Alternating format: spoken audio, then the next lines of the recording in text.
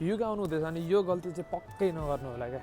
यो चाहिँ मेरो पर्सनल एक्सपिरियन्स हो कि त्यही भएर सेयर गरेको ल।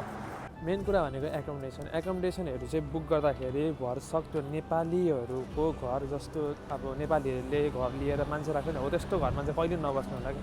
बसे पनि एकदमै हेरेर बस्नु होला, किनकि उनीहरूले घर लिएको जुन घर हुन्छ नि हो त्यो 6जना बस्ने घरमा उनीहरूले 15जना राख्छ क्या।